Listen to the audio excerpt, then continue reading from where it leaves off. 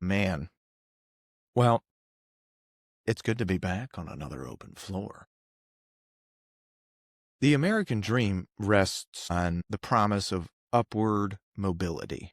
And for generations, that promise was encapsulated in a single phrase: the starter home. It was the first rung of the ladder on financial stability. But today, the data suggests that for a generation of first-time buyers in places like Maryland, that ladder has been pulled up. And this episode was actually sparked from a deep conversation that I was invited to have earlier last week at NewDay USA headquarters in Maryland. They have headquarters in Fulton, Maryland. NewDay USA is a very niche company. They specialize in refinancing programs for veterans, and that's all they do. They're great at what they do. But they have a very interesting business model, and a lot of the people that are getting into the mortgage business fresh out of college end up interning or getting their first job here, where they can kind of learn the ropes of one of the more complex things in finance, the mortgage. So it is pretty cool that NewDay invite local leaders on a monthly basis in different industries to come and talk about things that they feel like their employees can get benefit from. And this discussion that I was invited to come and speak on was about paths to homeownership. And what we're arguing today on today's episode is that the traditional starter home, that small entry-level property that's really accessible to, middle income, first-time buyers, is functionally dead in Maryland. And it's been replaced by an unattainable price point. This isn't really just an economic issue. It's really a structural source of rising wealth inequality and kind of a huge generational stagnation. And we start with kind of an on-the-ground reality for this, and what barriers are, we talked about what barriers local lenders and buyers are kind of discussing right now. But I'll give the audience, I wish there were cameras for our discussion with these employees. To their credit, I know it's hard when you are asked to come sit in on something and somebody has to give you a lecture. It almost feels like college again. But they were very engaging and thoughtful with their questions. And shout out to my buddy Franco Greco over at NewDay. He's the chief revenue officer over there. I got an opportunity to come and speak to these 20-somethings. I mean, we'll call them Gen Zers, for lack of a better word. And it's because they have genuine questions. And I look back to, when I was 23, yes, I mean, we did buy our first house at 23.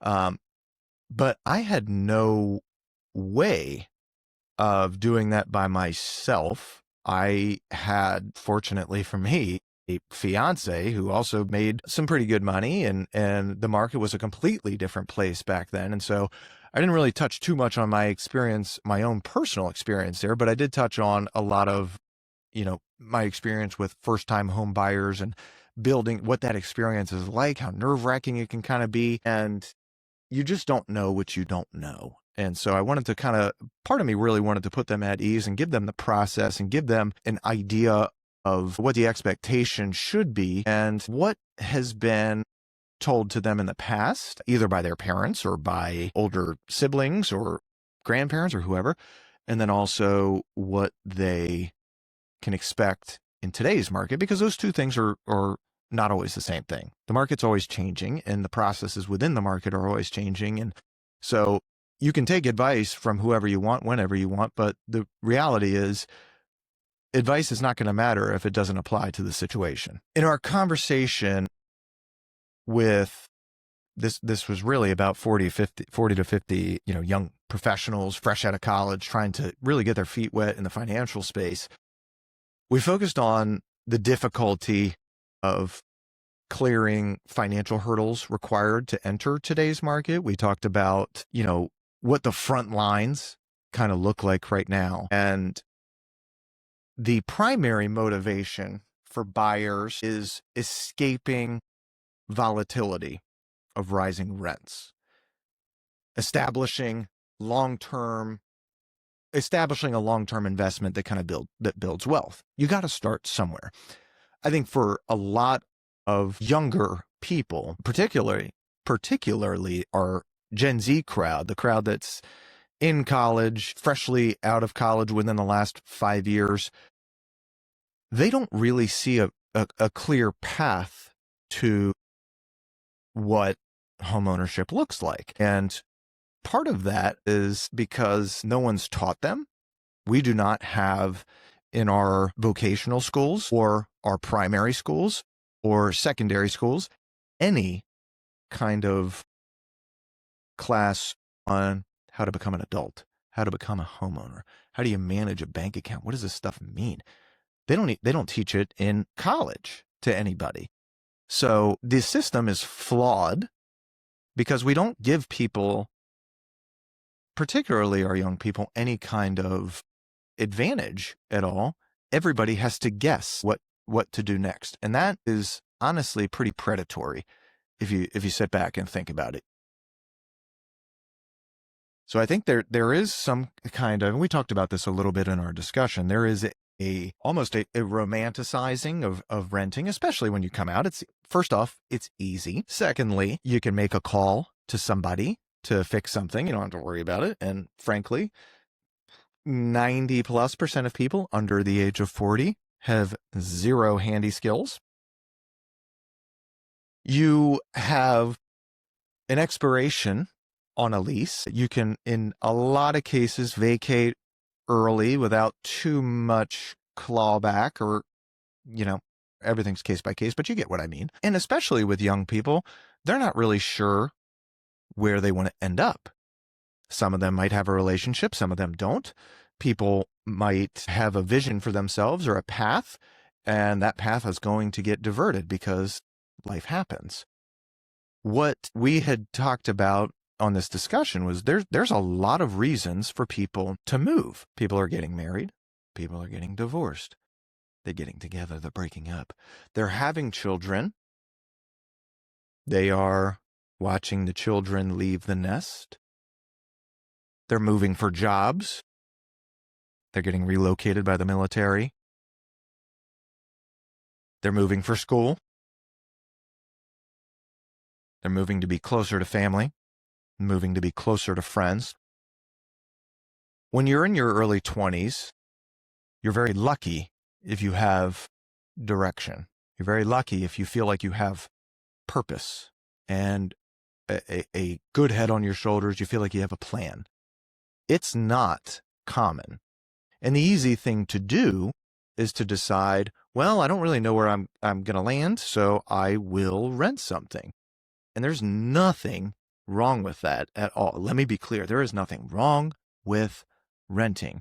It serves a purpose, and it is not always the right option to purchase a property or, become a homeowner. It is not for everybody. But historically speaking, the most likely way, the most consistent way to build real wealth and security in America is through real estate. And frankly, globally, go back through all the time and you'll see most people that are the people that you read about in the history books, those are the ones that have the real estate. So it can seem daunting to somebody that's fresh out of college. No one that hasn't been taught how to apply for a mortgage. They haven't been taught what the process is for buying a house. They haven't been taught why buying a house can be a good idea. They haven't been taught much of anything when it comes to adulting. And that's a shame, because their parents were not taught, and the parents before them were not taught. And so everybody has to figure it out through experience, which, that kind of sucks. It really does. So we touched on that being a real sore spot, but it doesn't have to be the path. And so after giving these 40, 50 employees a little bit of background on me, I asked if anybody owns a home. Out of the 40 to 50, maybe 2 raised their hands. And we talked about buying a home being a deeply personal experience. They are combining, in most cases, any buyer, especially a first-time buyer, in a residential real estate transaction, you're really combining 3 things that people value greatly, and that would be money, family, and how they live. And when you mix those ingredients together, you can create some pretty interesting cocktails. You'll get some fiery personalities. You'll get some very sedative ones. You'll get things compounded when you've never done it before. And most people, when they start the journey of homeownership, will have everyone and their mother giving them advice and opinions because, well, in my day, this is what we did, or, so-and-so just did this. And again, there's nothing wrong with that. Those people are there trying to help you, and that's fine. But it can be overwhelming for a first-time buyer, just like doing anything for the first time. You get a bunch of people yakking in your ear. Please, buzz off. So I get that. There was a theme here that I'm not sure if it's going to resonate with our audience yet. It did take hold a little bit with them, and it's a little goofy one, but bear with me here. What I had told these guys and gals was one thing that they have to know about me as an agent, as a person. Batman is my favorite superhero. He's got a great look, gadgets galore. No superpowers to speak of, though.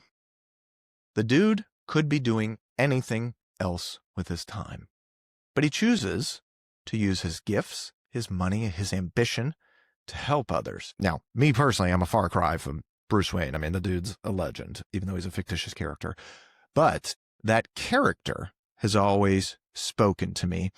And I realized that in doing this job as a real estate agent that is moderately successful, no matter how stressful it gets, the thing that keeps me coming back to doing this job is that feeling of service.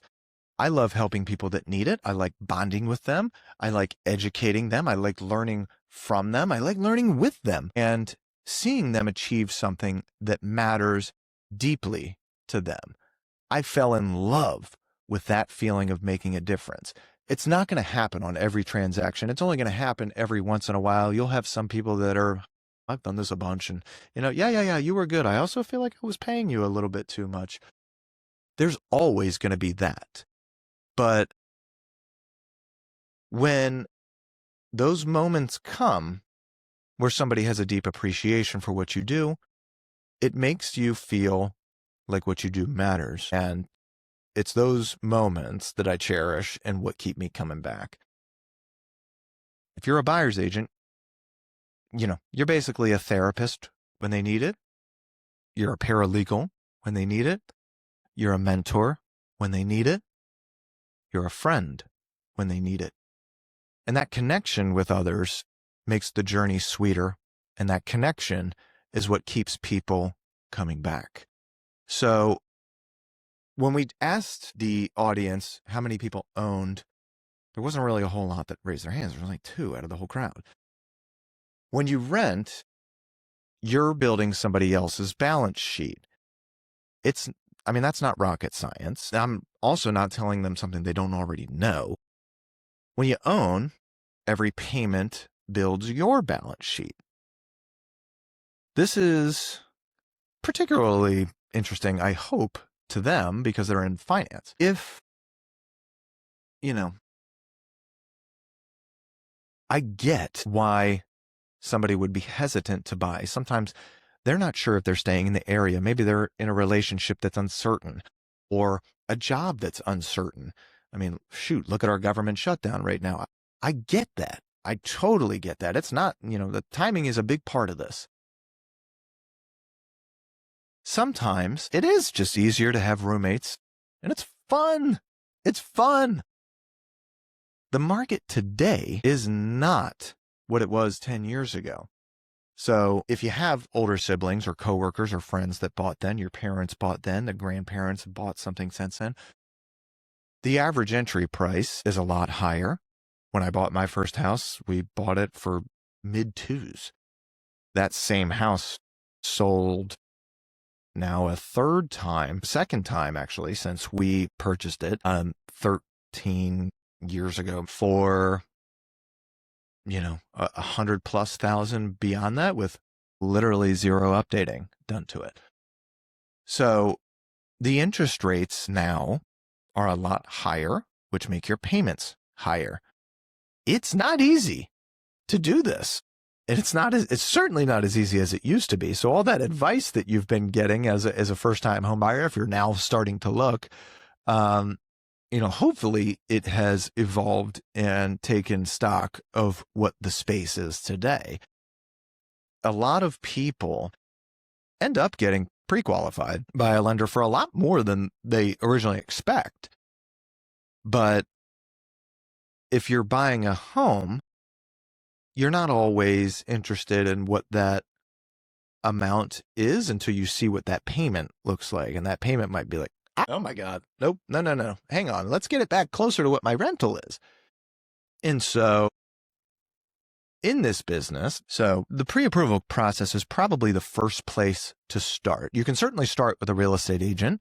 A real estate agent can connect you with a really solid local lender that just knows A, how to get stuff done, B, has a great rapport with agents in the community, and C, and probably most importantly, is able to take your short-term wants and match them up with your long-term goals. And while it seems like, oh yeah, I mean, that'd be easy to do, you also want them to do it in a way that you will appreciate, that is from a communication standpoint.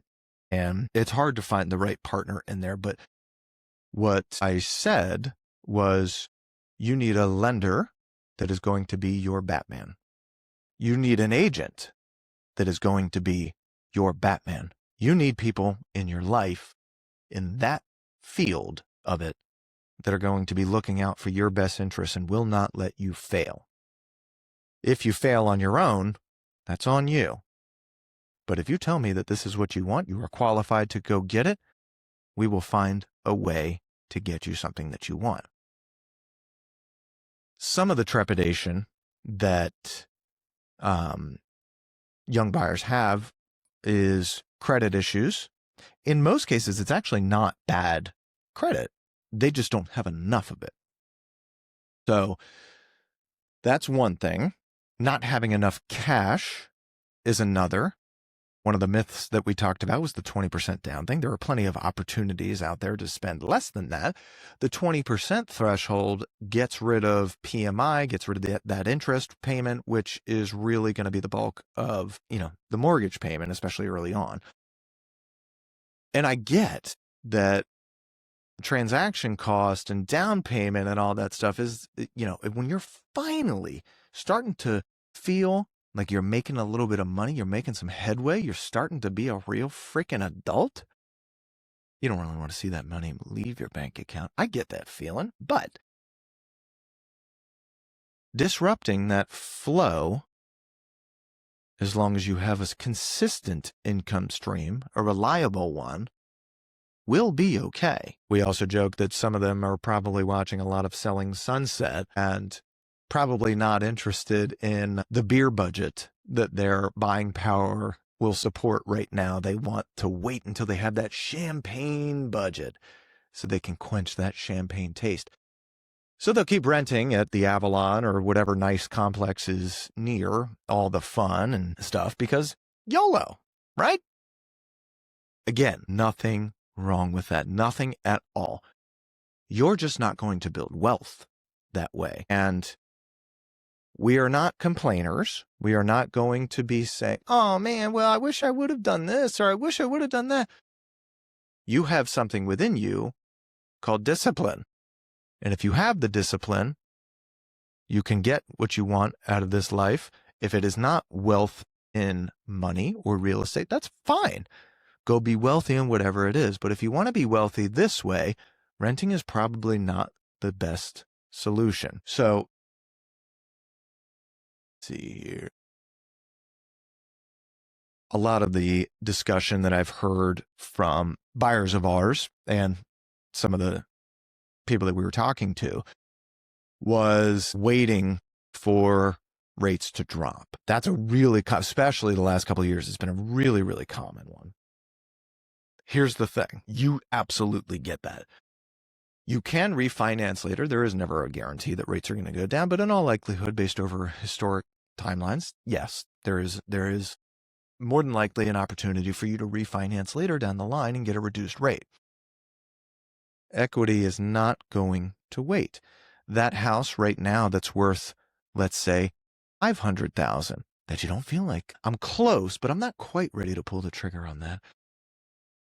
By the time you are ready, let's say it's a year from now, that house might be $550,000. Well, guess what? All that waiting that you did to wait for the rates to come down, you are still going to end up paying more money because now the sales price is higher.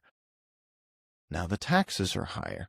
Now you've also gotten another year's worth of rent out of your pocket that you'll never see again. So while that is a very valid concern, it's slightly misguided. And another thing that we had mentioned, buying a house is a lot like having a child. You might think you're ready. You might not think you're ready, but you will be ready when you make a purchase. You'll figure it out. People have been doing it for a long time. People have been doing it in our modern day, left and right, for quite a bit of time. There are some ways that we've seen buyers get into the market in different ways than traditional. So traditional, you go, you buy your first house, and it's just you, or maybe it's you and a girlfriend, or you and a boyfriend, or a wife, or a husband, and you're sharing in the equity. And it's affordable, and you're kind of building your life. That's what most people think of as a traditional means. There are other solutions, house hacking, if you will. One is buying with friends. One is buying with family. If the bank of mom and dad is open, take advantage of it. It'd be a nice nest egg for them at some point. They also probably have the funds in a lot of cases, maybe not all. You could also buy solo, buy what you can afford, and you can rent out rooms to others, generate income that offsets that mortgage. Easier said than done. You got to really like the people that you're with. Nothing worse than a roommate who doesn't do any fucking dishes. That's a problem. And that's going to grind on you real quick. So find roommates. That's an option. Depending on the property and the buyer qualifications, there are some state and federal loans that are available to make ownership more accessible. So these different programs sometimes are based on your occupation. Are you a teacher? Are you a first responder? Are you a firefighter? Like, all right, well, we got some credits for you. We got some programs that are going to be like, less cash out of your pocket. Like, let's get you a house. Remember, the hardest thing, especially in today's social media, FOMO-driven, cult-like social personality, the first place is not the forever place. It's a launching pad. You're not going to get everything that you want. That's not the goal. The goal is to start somewhere, and that is the purpose of this discussion. The freedom that many renters believe they have comes from that they think they've got. I mean, it's a lease, so there's an expiration date. They don't have to worry about repairs or maintenance. Honestly, that does sound kind of nice. Until you realize that owning means that someone else controls your cost, they control your stability, and frankly, they control your future. You're not free. You're just temporarily comfortable while someone else builds wealth with your rent check. Again, doesn't mean that it's wrong. Renting serves plenty of purposes. You're just not building the wealth that you could through ownership. Freedom comes from assets, not flexibility. Remember that. So, where do you start the process of buying your first house? You start it where all smart people do. You talk to an expert. There's a million real estate agents out there, literally. Talk to your parents, talk to your siblings, talk to your friends, talk to your coworkers.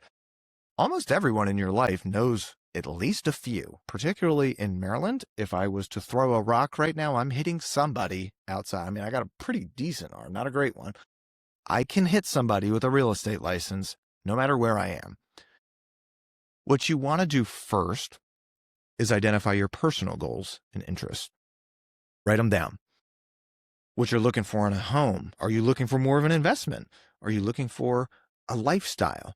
When you have answers to those questions and you have some good self-reflection, you have a starting point. Most apps now will include a feature, so whether it's a Zillow or a Redfin or a Compass or whatever, they're going to include a feature where you can research agents. You can look at their sales history. You can look at their reviews, whatever. The ones that catch your eye you should reach out to with what your goals are and see if they're interested in helping you. And you'll know when you find the right person because they'll put you at ease. You know, they'll appear like you've got a partner in doing this with you. For those of you that have that tweaker cousin out there who just got his license a few weeks ago, yes, he is going to be pissed at Thanksgiving. But you have to do the right thing for you. Do not let family or friends or reputation or something like that get in the way. Don't worry about it because that will all blow over. You want to deal with somebody that you can deal with and that also knows what they're doing. From there, you got to get aligned with the financial partners or look at your lender. Same concept here. They need to understand your long-term goals as well as short-term so you position yourself for success. Maybe that means repairing credit. Maybe it means building more of a down payment. Maybe it means pre-qualifying for certain grants or state programs. There's a ton of options. But before you go out looking at stuff, this was new development since the last time that I had spoken to this company. All agents are now required to have a signed agreement with their buyers stating what the buyers represented. So you have somebody in there negotiating on your behalf, able to get you in and out of these properties, and how the agent is compensated for closing, for their service at closing. 99% of the time, the seller actually pays for your representation because it behooves them to find somebody who is a ready, willing, and able purchaser. The new buyer agency document spells out what happens if the seller does not do that, and that is the change. Or what happens if the seller's only offering a portion of what the commission, the typical commission would be. Well, then it's all spelled out there, so you don't have to play this guessing game. So in all reality, it has not been really that much of a hiccup for the real estate agent industry. I digress. So the tours are really like the fun part. I mean, that's where you get to be a little voyeur and start picturing yourself in certain spaces. That is fun. Damn. And that's where most of the connection comes in too. It's one of my favorite things, going and touring houses, preferably not the uggos and the yucky ones. Those are not as fun. The really nice ones though, man. Yes, I too can be a voyeur and picture myself in just about anything. But when you find the one, you'll know. Your agent's going to walk you through the process of the offer, including what their recommendations are, but you'll decide what you want to offer and how. So let's see what that looks like, right? You're basically doing three things when you're putting an offer together. You're telling somebody what you're going to buy their property for. You're going to tell them when you're going to buy it, and then how.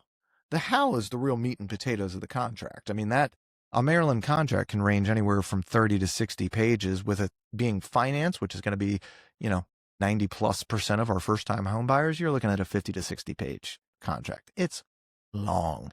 It is complicated and redundant. And frankly, a lot of the stuff on there doesn't really make a whole lot of sense. But you don't have like a week and a half to review all of the options like you used to. I mean, hell, when I got into real estate in 2013, you could go to a killer listing and it would be available for you for the next week. to go back. Let's take another look at it. We got some time. Let's go measure for furniture. You know what? Let's go back a third time. What was the driveway like? You actually had time to process and make all of these decisions. You don't have that time anymore. And that's been a revelation really since 2020 and has not dissipated much at all. There are certainly pockets where you are afforded a little bit more time, but by and large, the premier locations do not afford anybody the time to process. So when you do go to look at a house, you had better be comfortable and better be ready to go. You had better know how much you're willing to pay, when you will be willing to pay it, and how you are going to do it. Because it will, in a lot of cases, get very competitive. Do you know what the earnest money is? Do you know what the financial components of this is? Do you know what the inspectors are going to be looking for? Can we even get this contract if we have inspections in it? Can we even get this contract if we're financing it? There's a lot of what ifs that only a dedicated seasoned agent can tell you who is in the market every day in that location. So you go through these contingencies and you figure out, all right, here's what I can do for this property. This is where I feel good. And we walked through, bunch of different scenarios on what to do and why it's not as simple as saying, hey, here's what I'm going to do. You also have to have a seller who is willing and able to do the stuff that you want. And they might have different things that they want than you. In most cases, they do. And that is why it is a negotiation going back and forth. Most of the negotiation is around timing and condition. Not as much around price, but certainly that's a big component of it. That was something that really is not going to be something that you are able to process until it's your turn. And what I mean by that is you might get so excited as a first-time buyer that you feel like this is the one. And then you finally go out and look at it and you put that offer in, you're feeling good, and then somebody else beats you. And it's devastating. What you don't know is that person that beats you has lost out on 4 other properties that they thought were the one. And so they said, fuck it. I'm going to eliminate contingencies and I'm going to get it done. And that is the reality of a short inventory market. That just is what it is. So they were super gracious with their time. The conversation, I did have a couple of fun little pivots throughout. And one of them was, hey, as a young person who is interested in getting a home sometime in the next couple of years, I have an idea of what my target date is for that. Right now I'm 23 or 25 and I want to have that house by 26, 27. I think that's awesome. And they said, what, other than vibes, what do I have to look for in a real estate agent? I mean, what kind of questions should I be asking them? And I said, shit, well, that is a good question, because your buyer agent should be the one asking you a ton of questions that you might not have asked yourself already. And, they're going to have to deal with budget and lifestyle and what you're looking for, so they can kind of pinpoint where they need to be searching, and they want to know your timing and stuff like that. But questions that the buyer should have to a prospective buyer agent, I said, you should ask them how they work. What does working with you as the buyer agent look like for me? Are you a texter? Do you pick up the phone and call? Are you a big emailer? Do you have a internal platform that can kind of keep me updated and up to speed? Do I, frankly, am I going to enjoy the personality with this person? There's a lot of things that really don't go said in most cases. So I thought that was a pretty fun exercise to figure out, actually, shoot, what would I maybe not have trouble answering if a buyer posed it, but What are things that I don't normally get asked that I should? And that was one. How do you work? What's my expectation? Am I going to drive around in the car with you? Or am I going to meet you at different places? Are we going to have a weekly touch base? Are we going to have a monthly touch base? Like what's my expectation so that I can feel comfortable moving forward and making sure that I am finding the partner that's aligned with all of my goals. Another question would be the compensation component of it, because the reality of the commission lawsuits, settlements from a year ago in 2024, it is now a topic of discussion that it wasn't before. What do you charge for your services is another question. A buyer agent should be able to articulate that in a pretty, eloquent, succinct way. This is what we charge. Here's why we charge it. Here's the things that we do for that. Now, caveat, most of the time, virtually all of the time, that fee is covered by the seller side. In the event that it's not, I'm required to let you know, and we will predefine what happens in that instance. Does it mean that you're going to come up with more money? Does it mean that, me as the buyer agent, I'm going to have to eat, the remainder costs? I'm getting less fee than I would ordinarily get. That's not really a fun thing for anybody. But you have to have those conversations with them so that, transparency is there. We did talk a little bit about the Maryland market snapshot and how inventory is still incredibly tight. Interest rates, while coming down, are still, they're more than what they had been. Historically, on a historic level, they're about average right now. Some still in the sixes, but we were spoiled for years with 2, 3, 4% rates. And you hear rate talk all the time, and you don't understand as a layman, why do I give a shit about a rate until you see the difference in what the payment is for the same exact house at the same exact price with a different interest rate. So it is a big deal. But that discussion really kind of sparked something that I wanted to dive into today. And that was, damn, I feel for the Gen Zers out there. They have got to be in the most difficult path that we've seen in modern history in order to obtain a home, to get a slice of that American dream that is so coveted and so American. There's less houses for people to buy. The prices are higher. The interest rates are higher.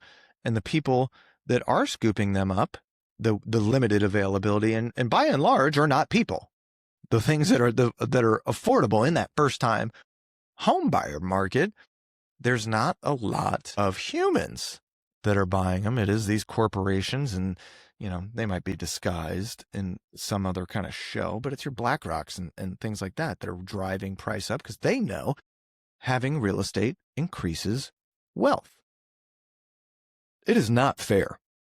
It is wrong. And in that, it is killing the American dream. And it has put the starter home on life support, if not killed it. And so that is the meat of our discussion today. Why are all these financial maneuvers necessary for, I mentioned a little bit earlier, a couple of different options that are available to, today's first-time home buyer, today's young 20-something. And why do they have to have maneuvers? This is crazy. Well, it's because prices have skyrocketed, creating a fundamental disconnection between wages and asset values. Globally, affordability is worse now than even the 2007, 2008 crisis. I mean, it's ridiculous. The national median home price surged 44% from December of 29 to December of 24.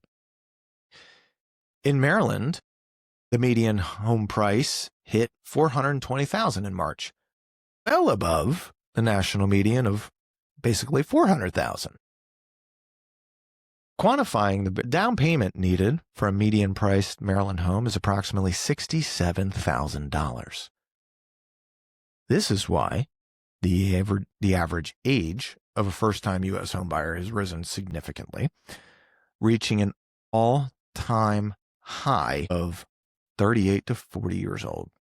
Are you fucking kidding me?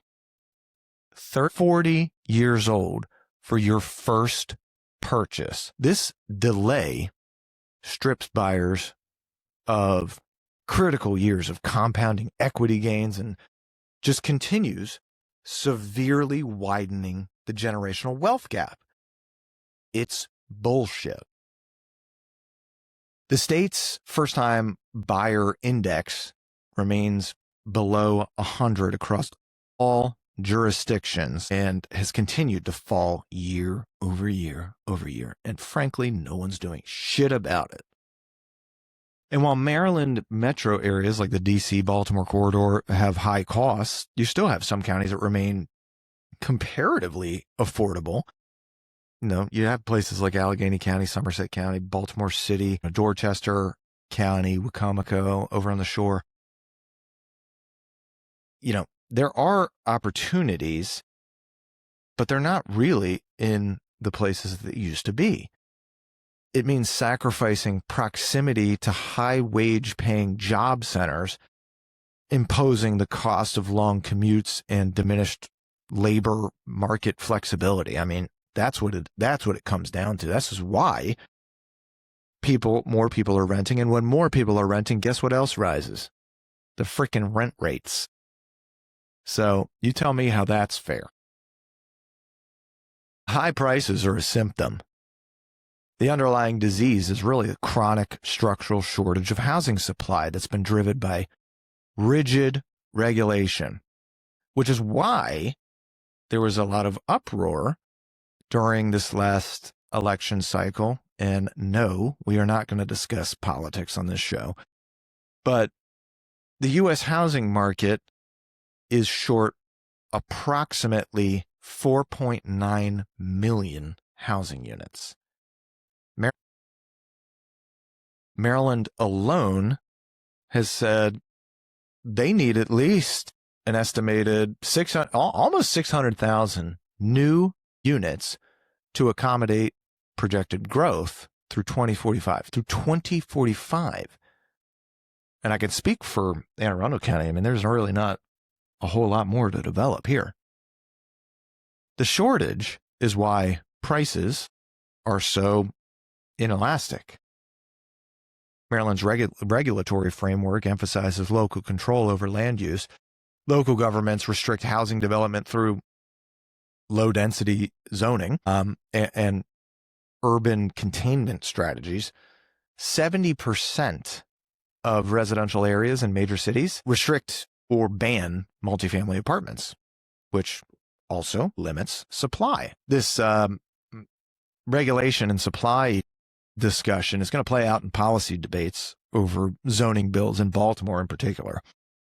Proponents are arguing that these measures will boost multifamily options, but critics are skeptical, arguing that the measures they're only going to help developers cut costs without guarantees of true affordability in starter homes. There's a necessary reform that is facing political resistance from neighborhood defenders who claim that zoning changes will abolish the suburbs. Well, whether they're right or wrong, that also adds to a supply problem. If the supply problem is the disease, then these institutional investors are the powerful catalysts that compound the damage, specifically at the critical entry point, the starter home. The narrative often suggests that Wall Street is this, primary culprit, but honestly, institutional investors, which own over 100 properties, they account for less than 1% of the national housing stock. They are not really the cause of the $4.9 million units shortage that we have right now. However, their activity is acutely focused on the bottom price tier, the first, which is really the entry point for first-time buyers. So academic research has found that higher institutional purchases caused 9 percentage points higher price growth specifically in this bottom price segment, which led to a large negative effect on affordability.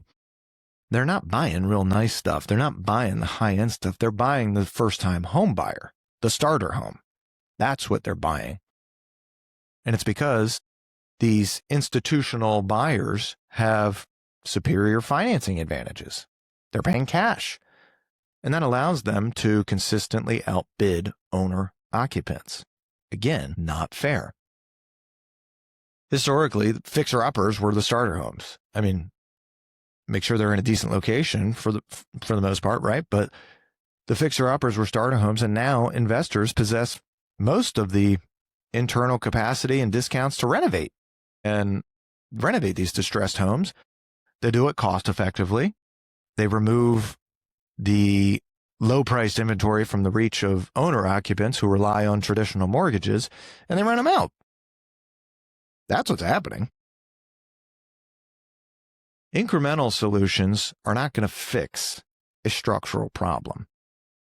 We need deep-seated policy changes that tackle supply, speculation, and affordability. Legislative efforts in Maryland, like the proposed Home Commission, a Housing Opportunities Made Equitable Commission, they aim to study and recommend ways to improve supply, aligning with, bipartisan efforts like the Home Reform Act of 2025 to cut the federal red tape and accelerate construction. That is one thing that President Trump ran on that I think most people, despite the messenger, can get behind.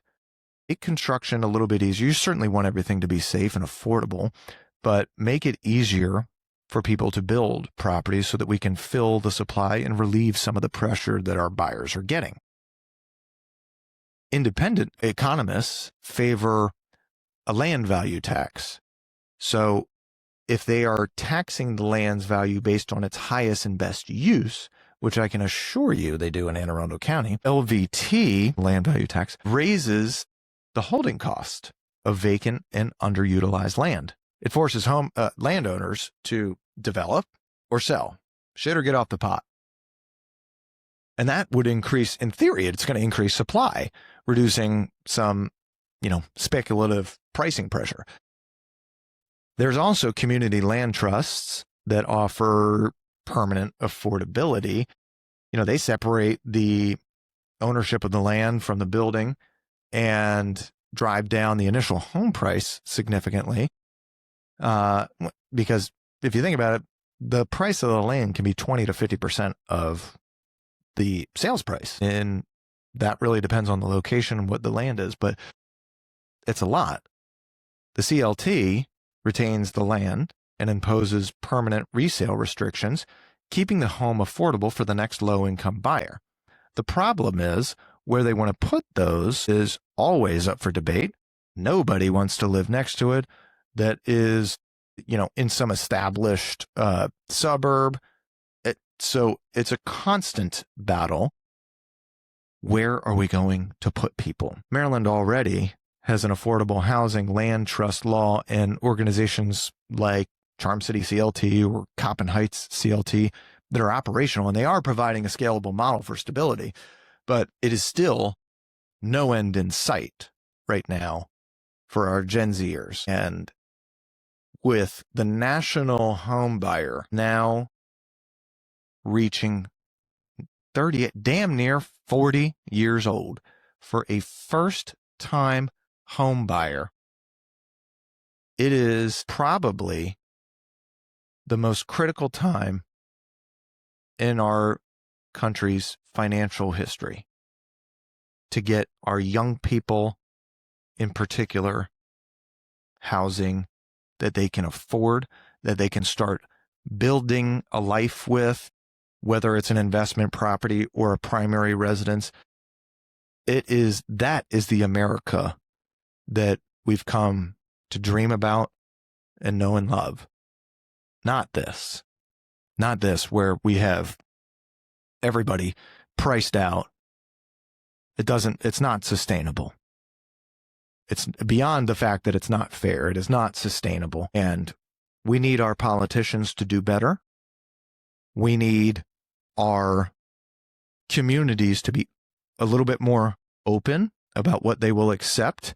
We need our governments on the local and state level to be run better and really take out the self-service that has been a sickness that has affected all of our politicians seemingly, except to save a few, decent people out there that have taken the mantle and truly done it for public service. That's what we need. The starter home, as we once knew it, is, in fact, dead in Maryland. It's a victim of macroeconomic shock, hitting the fault of a chronic regulatory failure. The future of homeownership in the state, and with it, generational wealth and social mobility, rests on the political will to enact profound reforms, dismantling this exclusionary zoning, combating this land speculation, building permanent affordability through some community-controlled models. There is solutions out there. And for our brothers and sisters that are fresh out of college, trying to make their way in life, I pray that sometime in the near future, their dream will not have to wait 20 years to be realized. I pray for them that they get to realize the same thing that their father and mother and brothers and sisters ahead of them have had the opportunity to experience and enjoy. So that's my time. We'll catch you on the next Open Floor.